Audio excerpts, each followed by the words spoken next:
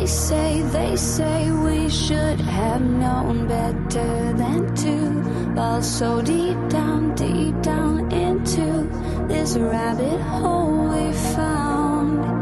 And I was thinking. Hi, this is Nikolai, and you're listening to my dad, Rafal, co-host James Jardine, and featuring Mr. Jim Tiller on the one and only Down the Security Rabbit Hole podcast. Plug in, listen up, and enjoy. Deep into this pool of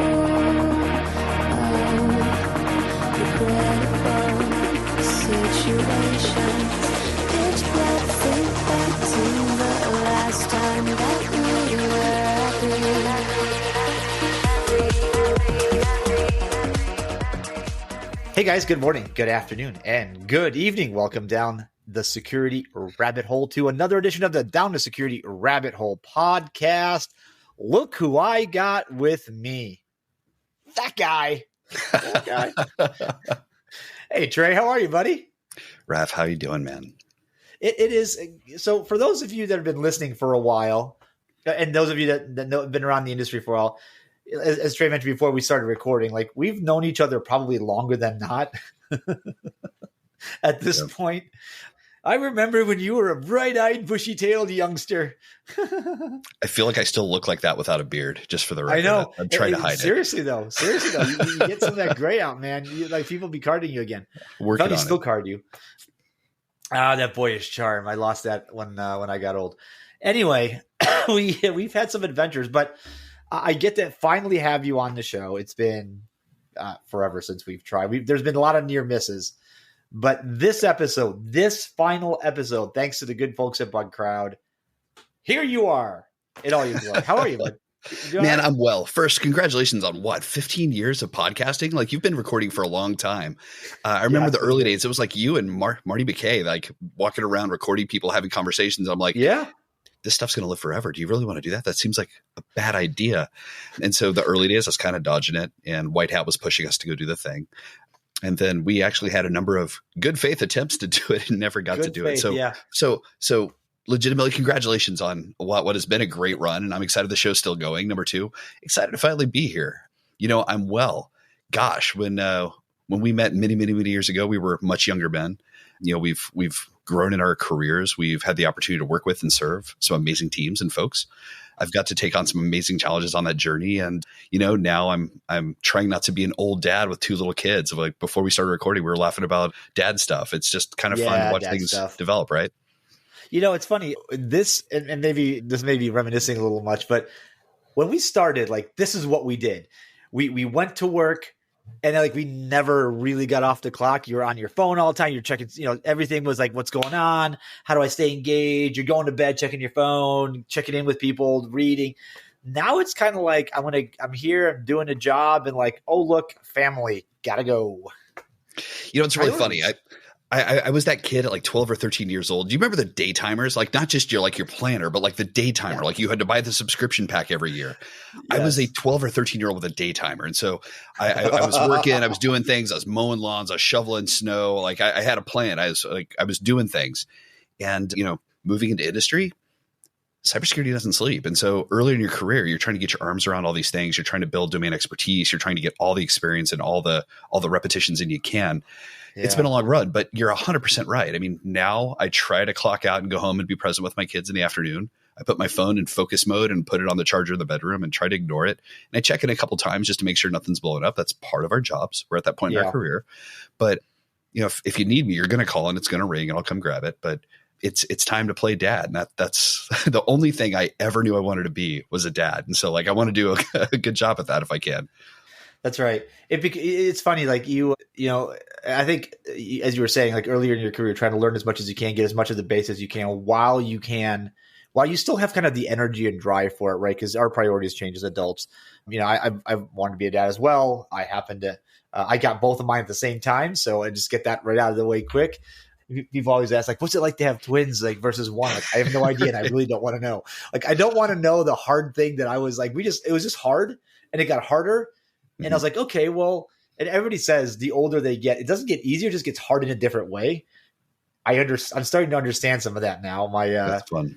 my sixth graders just had their first official like homecoming dance this past weekend, and I'm a little concerned about how fast they're growing, but there it is, man. It's an interesting industry. I think let's call it a round number, 25-ish years since we started giving talks and trying to share our expertise. A lot has changed, but most of it's kind of the same, just kind of recycled. Do you feel that? In the early days, I was sharing what I thought was research, and very early on in public speaking, I think you've had the same experience. Looking back, I distinctly recall walking off stage and meeting people immediately that knew more about the subject matter. I was on stage presenting research where I thought I was, and what I learned was I wasn't necessarily pushing forward the edge of the conversation. I was the person that was dumb enough to get on stage and talk about it.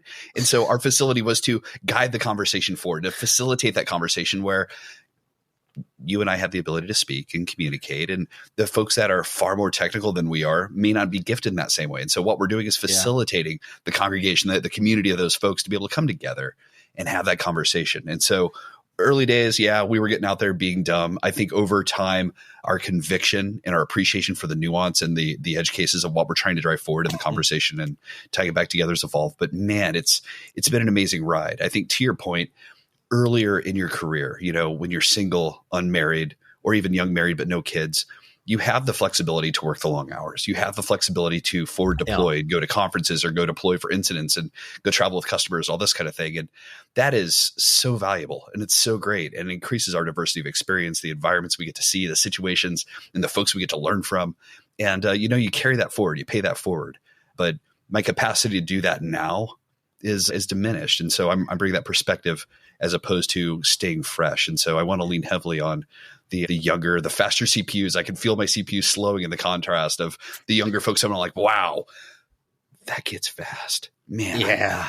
I don't have that anymore. And so, I used to make fun of the old folks, the old Unix beards and ponytails, but I'll be dogged if they didn't pat us on the head, slow us down, and be like, that's cute. This best practice thing, like this new technology you're talking about, 20 years ago when I built this, those ideas didn't even exist yet. And so here's what we create. And you realize, wow, when you respect the constraints and the limits of the technology and the circumstances, the business realities and the financing of the people constraints they had to operate within, they did some magical things. I mean, when you sit down with the folks that wrote PKI and these other things, they're like, it's a very imperfect solution. And it was the best we could do with what we had available. And I'm just like, but the internet's built around these ideas. And like, no, it's flawed. You guys need to fix it. It's amazing. And so I'm starting to get a feel of that. Yeah, what's really interesting? And somebody said the other day that like we were the last generation. Not only did I feel like we didn't build this industry, we were kind of the ones that brought it to the front of the line. Like we brought it and dragged it into the light, kicking and screaming in some ways. But we were the last generation that knew what it was like to be offline. We laugh about this all the time. Our kids have the ability to say, "Hey Siri," as opposed to keeping a notebook and then getting on your bicycle and riding 20 minutes to the library and spending your entire Saturday trying to answer 2 questions out of your notebook. And so you had to prioritize your notebook and you check out some books and you schlep a 40-pound bag home and spend your week trying to dig it out and understand it. Like the cost of knowledge was so much higher. Yeah. And the click, I mean, like I laugh. Where was I? I was at a conference this last week. I can't remember where I was. Oh, it was HughesTechCon. All right. So I was at HughesTechCon, which by the way is a phenomenal conference. Can we name it? No, I think they're about to expand massively. So yeah, I'm sorry. I'm speaking to the old school. So 1, phenomenal conference. Number 2, their internet is constrained by the facility they're in. And so a lot of places when you run events, like you're constrained, but I'm talking, it was dial-up ISP velocity internet. And it's not their fault, but you're clicking, you're waiting. I'm literally waiting to hear the modem like kerchunk and then dial back in again. Like you could remember when you were hacking the browser to get multiple tandem threads so you could download like more tabs simultaneously. It felt like that. The cost of knowledge is so much lower now. And it's unbelievable the point you're raising because we take it for granted. We take it for granted. the ability to, I think not just the cost of knowledge, but the inductive and deductive reasoning required now. So you have an answer as opposed to, I don't have this information. I need to reason out what would be a rational solution. And I'm okay if it's wrong, but this is roughly what I've got. I'm going to stop. I'm on a soapbox. No, but you hit a point that I've just needles me with how easy and readily we have access to information. That has unfortunately ushered in, I think, a lack of critical thinking and independent thinking. Of course, in some of those folks, right? So think about, and I'll use myself an example. When I was younger, I could drive someplace once and I could get there no problem the next time. That's right. Now I can pop it into my on screen on the dash and just be like, hey, take me there.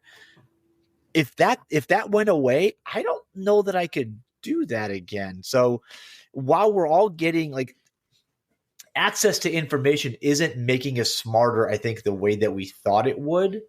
And I'm a little concerned about our our kids generation, their ability to deductively reason, critical think, process a whole bunch of different varied thought, hold two different ideas, opposing ideas in your head at the same time, and think about right, like all those things that make a well-balanced human that's difficult to manipulate. And no need for tinfoil hats. I think we know where this is going, but like it is, it is important. It is important because the amount of disinfo and misinfo that's riding around the internet right now, and like you've had the chief trust officer job, you have it again, right? Like trust is an important thing. Like when you read the Encyclopedia Britannica, you trusted that was a vetted source of information. I grew up reading the Colliers, but yes. So I'm going to take a step back before I take a step forward.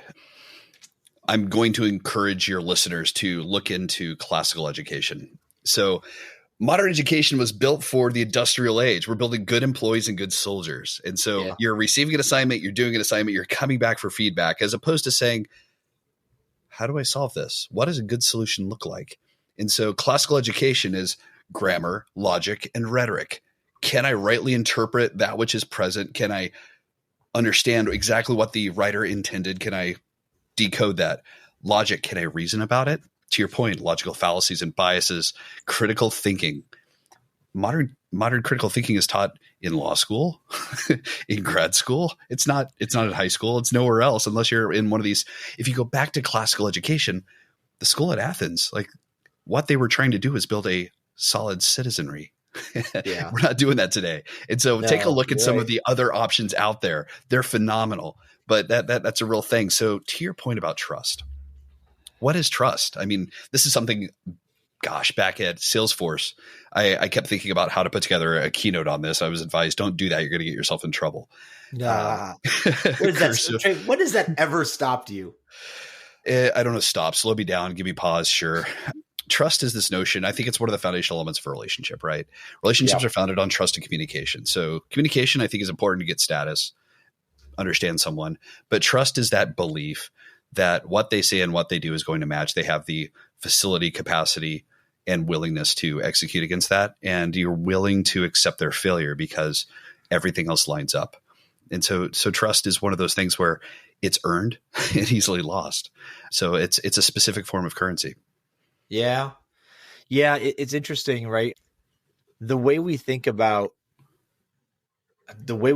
trust, the way we verify somebody's credentials, a packet, data, like it is changing over time because I mean, especially with, and not to go too far down this part of the pun rabbit hole, but the AI world with deepfakes and all that is making things really uncomfortable for those of us that are of a certain age and have some silver in our beards. Like that is, I don't know about you, but I'm looking at, I see some of this and you start to get to like, hey, I'm seeing it, which means that I should believe it, but I know I shouldn't. So my brain is having this existential crisis about like, it's right there in front of you. Is it real? Yeah. You know that episode, like you ever seen that show, Is It Cake? No, so they have I people. live under a rock, man. I don't watch TV. I barely watch movies. I read a lot of books and I work and I play dad. So That's it. You want kids soundtracks? I'm your guy. Yeah. So 80s music soundtracks. Let's go. But so my daughter is getting into baking and stuff like that. So there's a show that she likes called Is It Cake? And literally it's people that make hyper realistic cakes.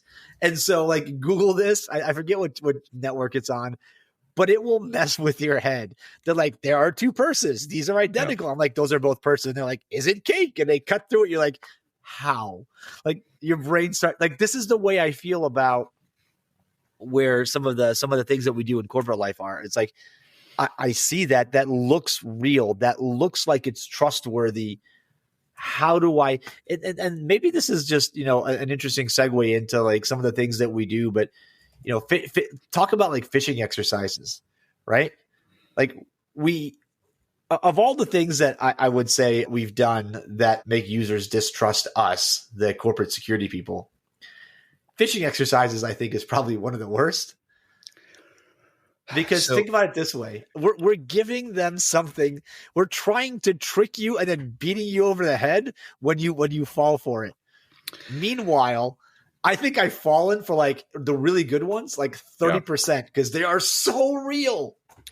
I think you're conflating a number of spheres here. So first, I think that there's the joke about certain things being violence. Like I think applicant tracking systems when you're applying for jobs are violence.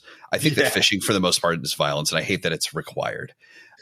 Look, humans are going to human. Human error is an important part of life. And so that I got into aviation in the time we've known each other.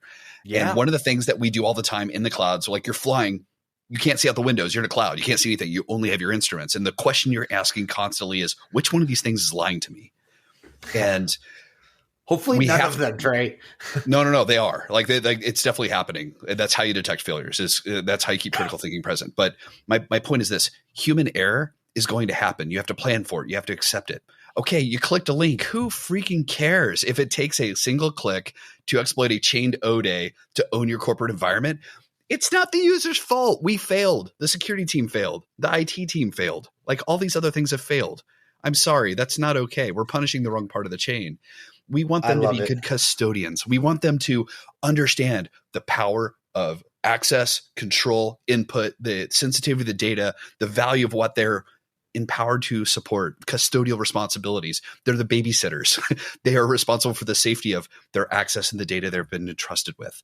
And to punish them for clicking a link. Now, if they click a link and everything looks wrong, and then they go through and do their SSO login and offer a 2FA, you know what? Okay, lines have been crossed. Let's talk about this. That I think is fair. And I think that's less disingenuous than you clicked a link, you suck. Here's some more trading. The beatings will continue until morale improves. It doesn't work, right? Yeah. So let's take a step back from that. Okay, so AI, it's making phishing better.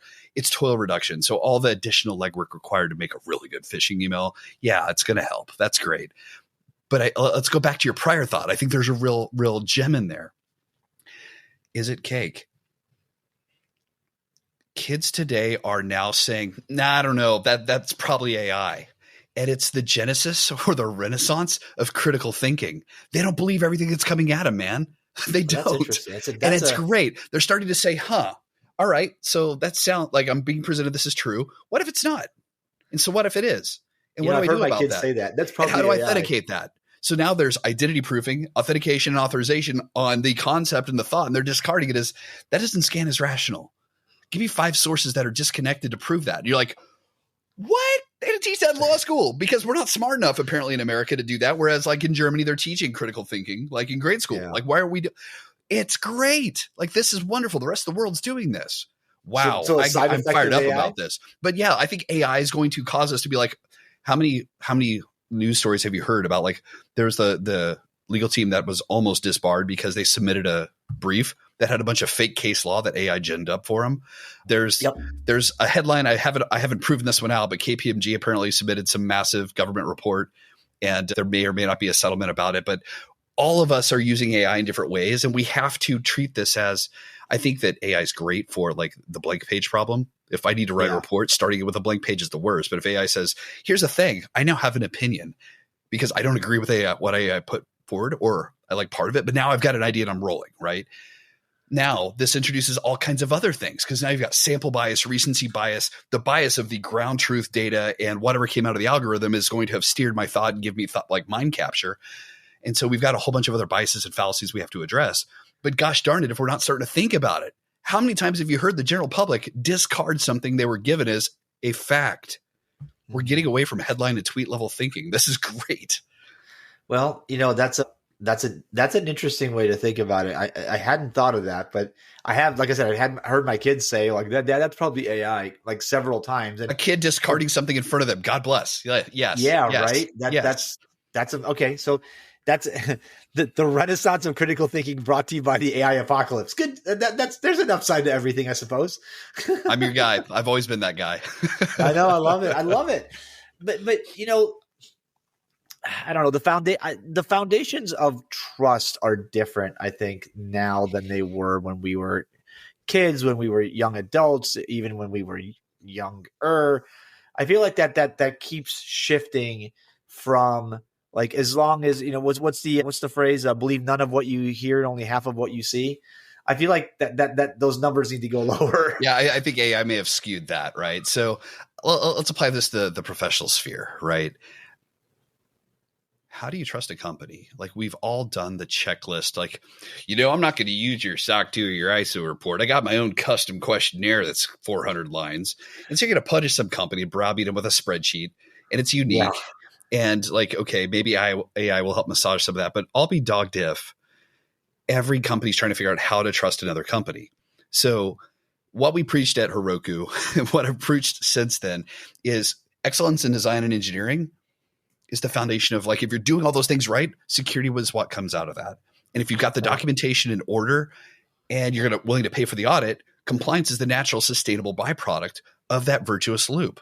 Now, we've invested all this money in people, process, technology, and we have a security program. Look, brother, you and I have been around long enough to know that compliance doesn't equal security. And most compliance audits are within this cute, perfect Japanese Zen garden that you rake every day, and it's beautiful. Yeah. And that, like, where you get owned is outside of that. And we're watching that in the ransomware cases. But I think we're at a point where the board is hearing a different conversation. They, for a long time, were wanting status reports and spend. Then they were wanting a cybersecurity framework, a CSF maturity score. And those are highly subjective.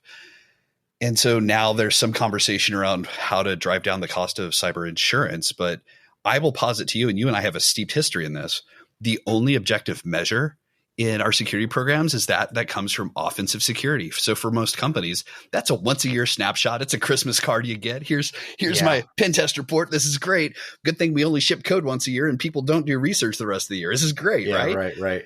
And so one of the things I'm pressing on, and I'm going to plug the day job because they pay for me to be here today. Yeah, do it.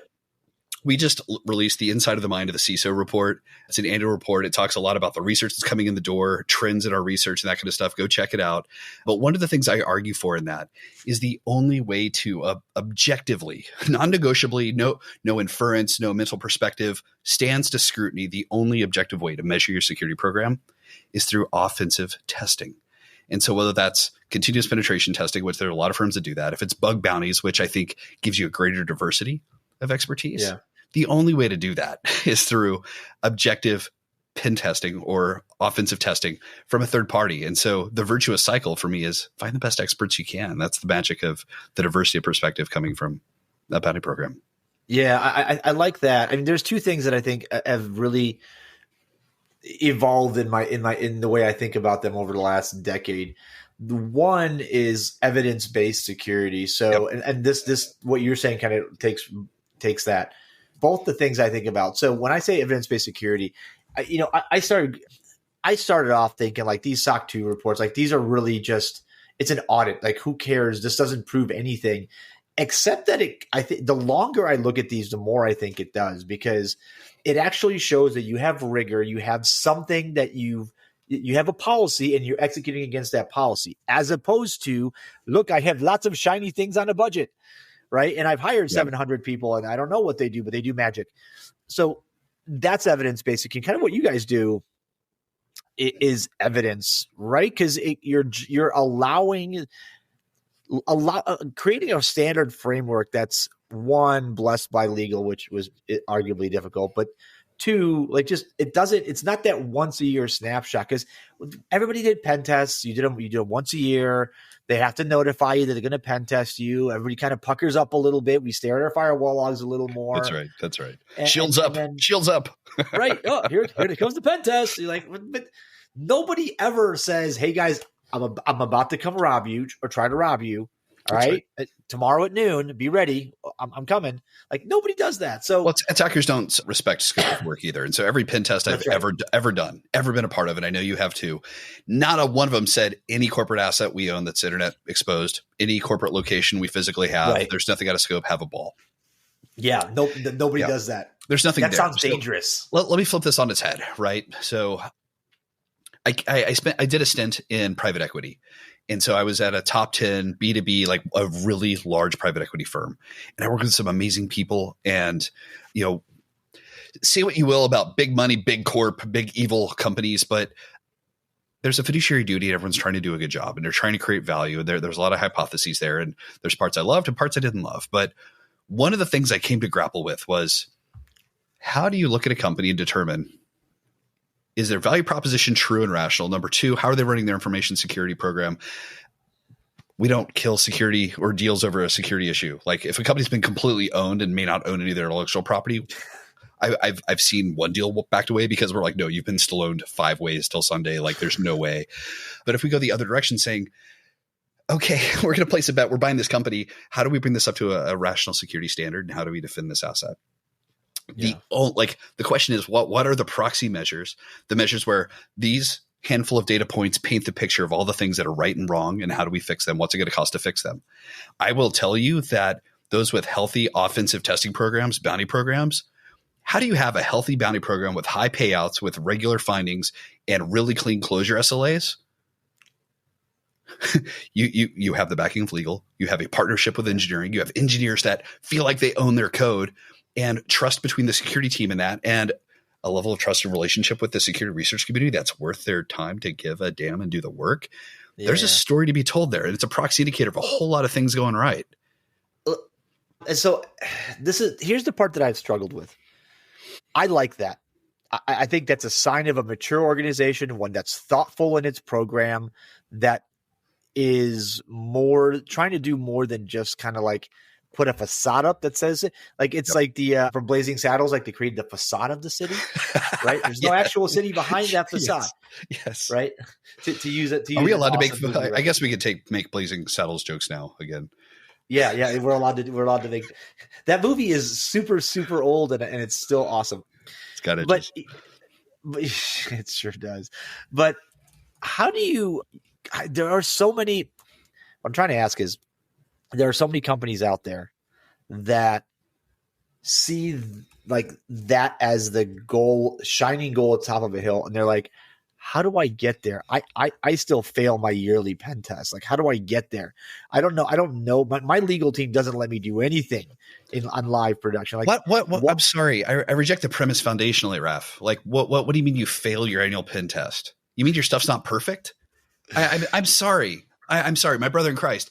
We're not running perfect companies and perfect applications and perfect technologies. And shame on all of us for acting that consumers can believe our companies are perfect and our products are infallible.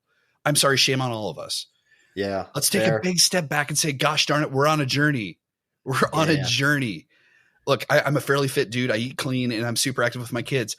I have a purple toe right now. I'm on a journey. Things happen. Okay. So you have a pen test and you have some findings you don't like and you're not proud of. Yeah. Welcome to the party. Like, yes, that happens. It's not a question of what happens. The question is, what do you do with it? What did you do with those findings? I told you there's something in your teeth. You're going to go do something about it. I tell you your fly's open. You're going to do something about it. That's fair. The highest calling of our profession is to make it safe to talk about these vulnerable things. And if we can facilitate those conversations, remove the I'm being attacked or the reaction to say, no, we're on a journey and you're going to find things, and please let us know. And thank you. Thank you for letting me know. And we're going to take that on.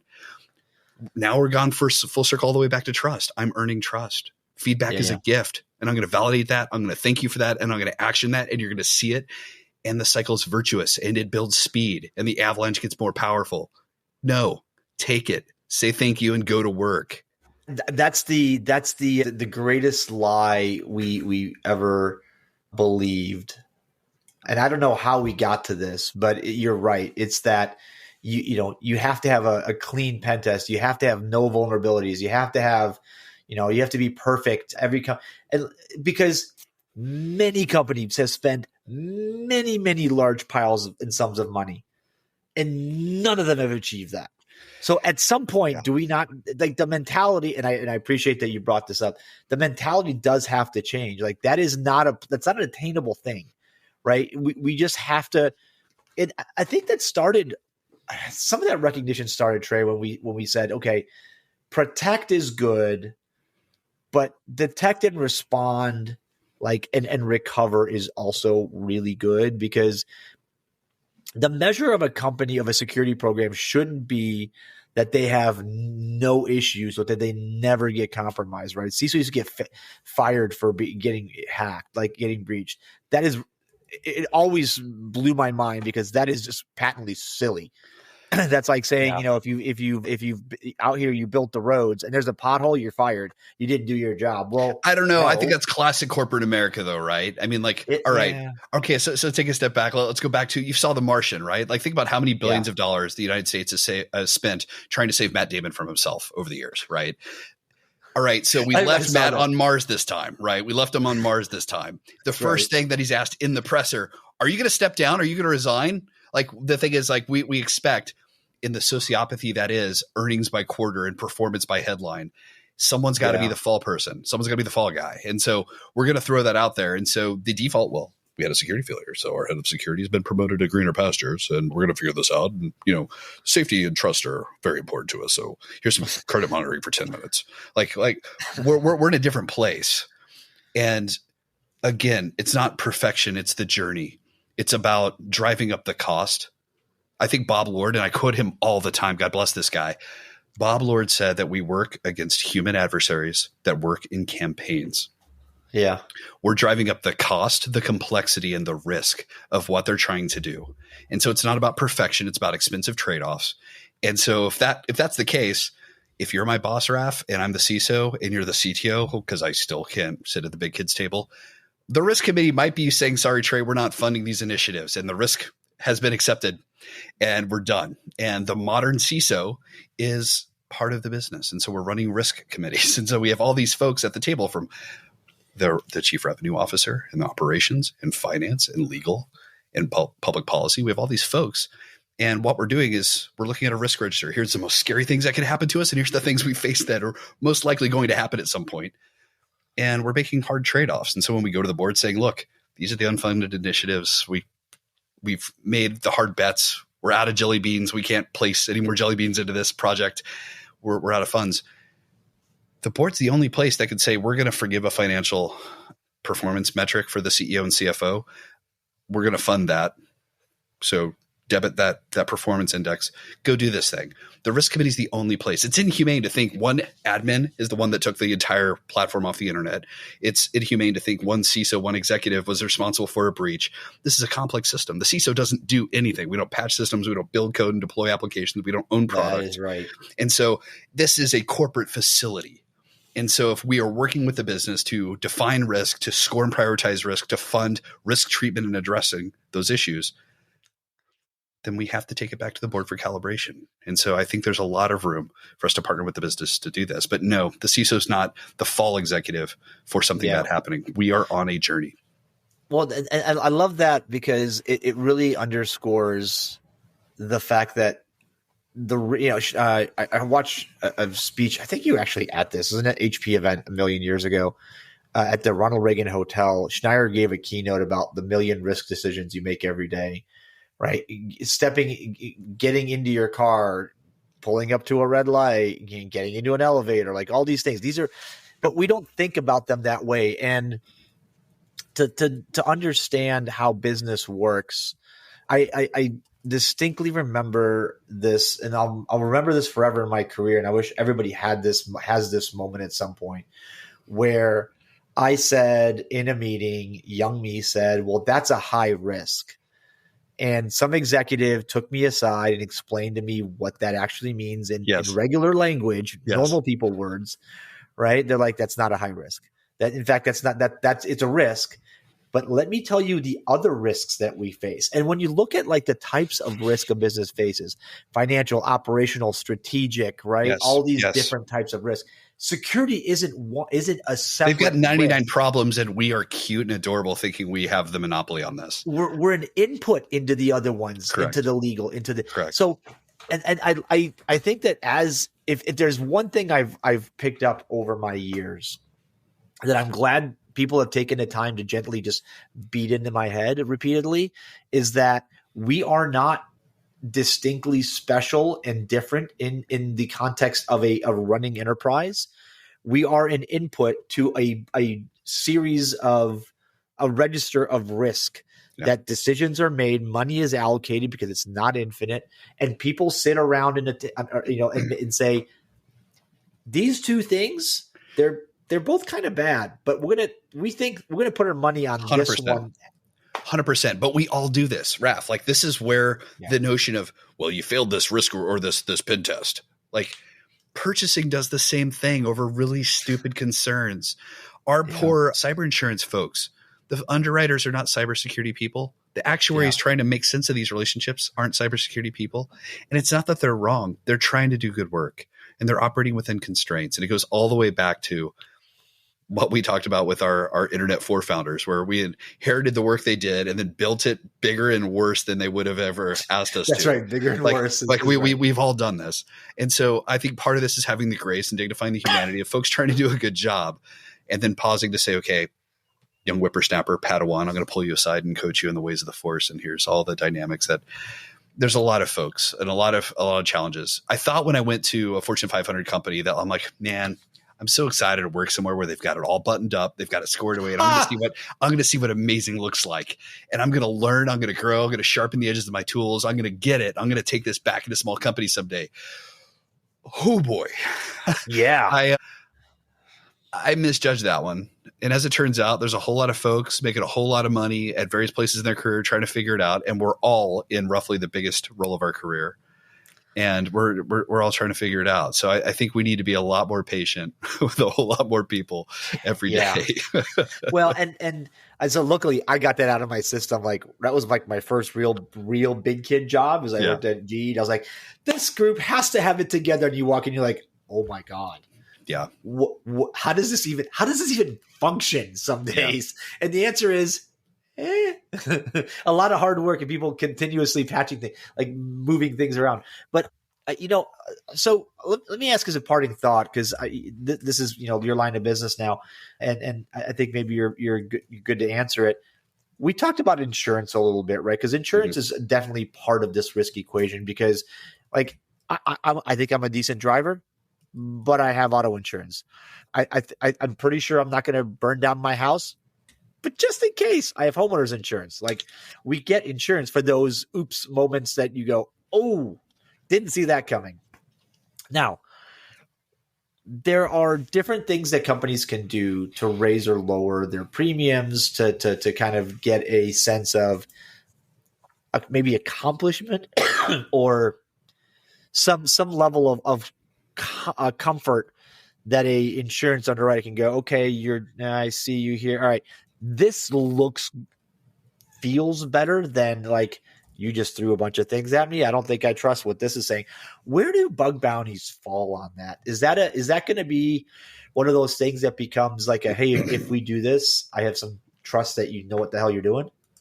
Yeah. So I spoke earlier to proxy indicators, and let me take a big step back for a second and go back to the private equity vantage point. So I was working at this private equity firm. We had, 100 companies we owned, give or take, and we were diligencing several companies a week.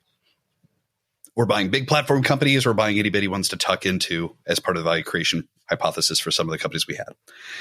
And if I give you 15 minutes or if I give you 5 hours to talk to folks, to diligence that company, Do your questions change, or do you just go deeper in some of them? And the answer better be the latter, because you should be following the same triage protocol. If someone walks in to the emergency room, or you walk up to a car accident on the side of the road, you're asking the same handful of questions. Are they breathing? Are they conscious? Are they coherent? Are they bleeding? Are they hemorrhaging? Is there anything we need to set? And how quickly do we need to act before they expire? Same protocol. And then from there, you're working on quality of life issues. So the triage should be the same. So my master's thesis, which I was doing grad school at the same time I was at this private equity firm, was based on this notion of, if the bookies, the people placing bets on whether a company is, one, safe to insure, and two, how risky they are to insure, the bookies that are placing bets on these companies are asking the same questions. Those questions were very expensive to learn from. So maybe we should pay attention to them and use them appropriately. Now, they still haven't opened the kimono to say these are the questions that are selecting in and out. I'm sorry, you don't have SSO, we're not talking to you. You don't have MFA, we're definitely not talking to you. So to your point, the proxy indicator, if you have SSO, you've done a couple of things. That one, ties business to security. It's efficient. You're actually advocating for the user, makes for much cleaner onboarding and much faster offboarding, right? If it's used for all of your apps, that's a huge milestone. You've also now created a single gate for MFA. We could talk about break glass. We could talk about business continuity. There's a handful of proxy indicators that tell me not just about some adult in your company bought the right toys, but if you've operationally achieved those outcomes, you've got alignment across the business. And it wasn't just one team. It was a whole bunch of teams that agreed. And that's a proxy indicator. So when I come back to the bounty piece and the offensive security in an ongoing manner piece, that is, I think, the purest and most honest proxy indicator. If you've got a bounty program and a VDP program where all of your assets are in various levels of coverage, but your entire real estate is available to the research public with the diverse levels of perspective. And it's not, we're paying $20 for a P1. Like you've got $10, $20, $30, $50,000. You're paying real money for vulns. Remember when we talked a moment ago about Bob Lord's quote? Yeah. We work against human adversaries that organize their work into campaigns. Those campaigns, again, our work is about driving up the cost, the risk, the complexity for them. And so if we have to pay more money for a vulnerability, that means the availability has gone down. We're pulling in manipulating economic levers. And so that proxy indicator, one, is the cost of finding that vuln's higher. The level of expertise required is that much higher. And to have operationalized and met SLAs for closing remotely available, exploitable vulnerabilities that are on the internet right now, I'm sorry, the math gets very straightforward. And so at some point, cyber insurance, they're more concerned with ransomware, but as ransomware, I think we're on the early tip of the iceberg. I think we're going to see a lot more of it. But I think they're going to start looking for more proxy indicators.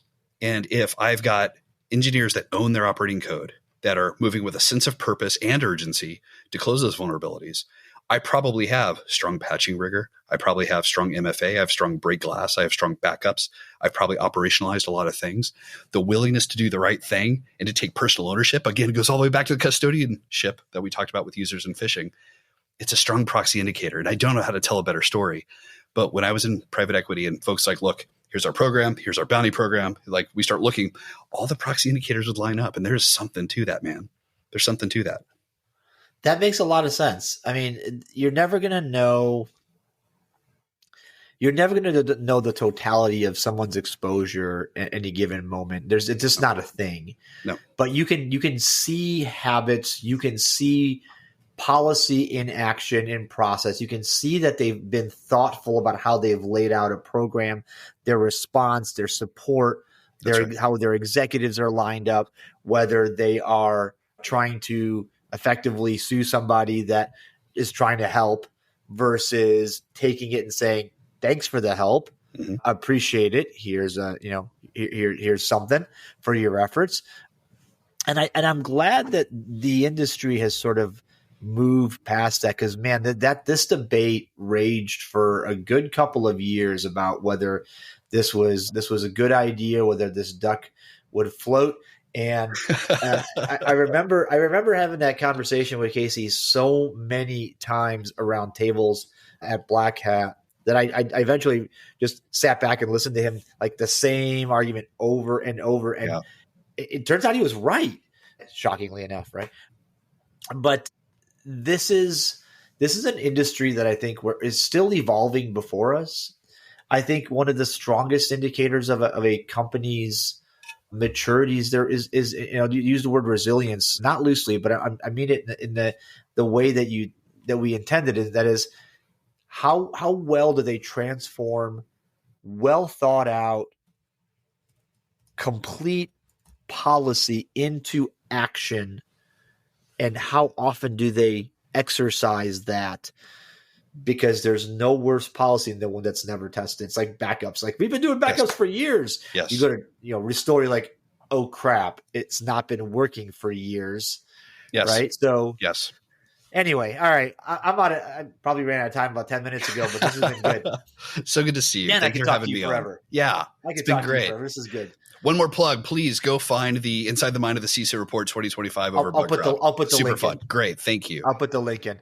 And it's you know what? Now that you have a less public speaking risk averse company you work for, maybe we'll have you on a couple more times. Let's go. If the PR gods do it. I love having you on, man. This has been great. Thanks for your insights. Kiddos are in school probably, right? So it's so we get a little bit of work time and then they come back and we like take this and put it off in the corner. But dude, good seeing you. Likewise. Looking good. Always awesome having you on. I'll put the link that you give me for the report in the show notes. Folks, thanks for listening. That man has been Trey Ford, the one and only Trey Ford from Bug Crowd. Thanks for having me on in your ears, you guys, and we'll catch you another time, another place on yet another Down the Security Rabbit Hole podcast. End scene, fade to black. We'll see you later. Bye-bye. This is Bella. Thanks for listening. Don't forget to leave my dad a review and share this with your friends. Bye.